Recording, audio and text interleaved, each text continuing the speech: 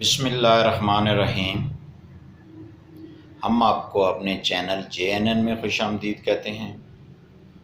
آج کی اس ویڈیو میں ہم آپ کو بتائیں گے کہ حد برداری کیا ہوتی ہے، نشاندہی کیا ہوتی ہے۔ محکمہ مال کے قانون کے مطابق حد برداری جو ہے وہ کس وقت کی جاتی ہے، نشاندہی کس وقت کی جاتی ہے، اس کے بارے میں ہم آپ کو آگاہی فراہم کریں گے۔ جن دوستوں نے میرا چینل ابھی تک سبسکرائب نہیں کیا ان سے گزارش ہے کہ وہ جلدی سے سبسکرائب کریں، لائک کریں، شیئر کریں اور کمنٹس کریں۔ حد برداری جو ہے یعنی کہ جو الفاظ سے واضح ہو رہا ہے کہ حد برداری، نشان دہی، جب زرعی اراضی کے لیے کسی شخص کو اپنی زمین کے بارے میں شک گزرے یا وہ یہ سمجھتا ہو کہ میرا رقبہ جو ہے وہ موقع پہ کم ہے اور میرا جو ایک سائیڈ ہے یا بی سائیڈ ہے یا سی سائیڈ ہے، کوئی ایک سائیڈ جو ہے یا ایک کونا جو ہے وہ دوسری فریق کے زیر قبضہ ہے، یا اس نے مٹی وغیرہ ڈال کے گنا وغیرہ کو جو ہے وہ نقصان پہنچایا ہے، تو وہ شخص جو ہے وہ تحصیلدار صاحب کو حد برداری کی درخواست دے گا،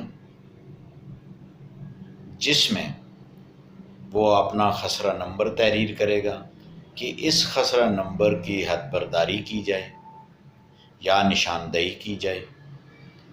تو تحصیلدار صاحب جو ہیں اس درخواست پر حکم صادر فرمائیں گے حلقہ گرداور کو کہ وہ جا کر کے حد برداری کرے۔ اب موقع پہ جو ہے پٹواری، گرداور اور بما تمام ریونیو ریکارڈ، جریب ہوگی، پیمانہ ہوگا، اس کے علاوہ جو ہے لٹھا ہوگا، لٹھا مین عکس اور دیگر جو ہے فیلڈ بک بھی ہو سکتی ہے، مختلف جو ان کے ڈاکومنٹس ہیں، اشیاء ہیں، وہ لے کے پہنچیں گے، وہاں سے وہ پیمائش کریں گے۔ اور محکمہ مال کے مطابق پیمائش کرنے کا، حد بندی کرنے کا ایک طریقہ کار مقرر ہے قانون کے اندر۔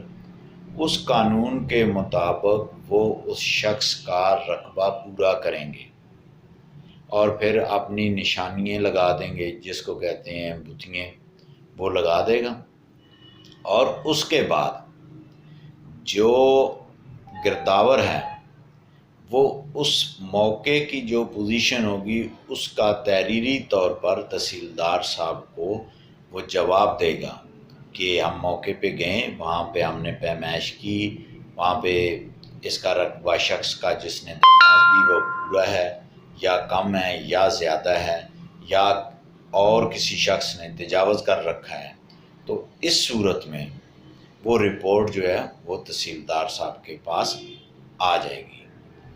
اب اس میں گزارش یہ ہے کہ اگر تو رقبہ اس کا پورا ہے تو پھر تو کوئی ایشو نہیں ہے، اگر رقبہ کسی دوسرے شخص کے قبضے میں ہے تو وہ پھر جو درخواست اس نے دی ہے وہ تجاوز رپورٹ بنے گی۔ تجاوز رپورٹ کے بعد اگلا جو پروسیس ہے وہ تجاوز واپس کرانے کا ہے۔ وہ AC جو اسسٹنٹ کلیکٹر جو ہے، اسسٹنٹ کمشنر جو ہے، وہ اپنے احکامات کے مطابق یا تحصیلدار جو ہیں وہ اپنے احکامات کے مطابق اس شخص کو قبضہ واپس دلوائے گا۔ جن دوستوں نے میرا چینل ابھی تک سبسکرائب نہیں کیا ان سے گزارش ہے کہ وہ جلدی سے سبسکرائب کریں، لائک کریں، شیئر کریں اور کمنٹس کریں۔ اللہ حافظ۔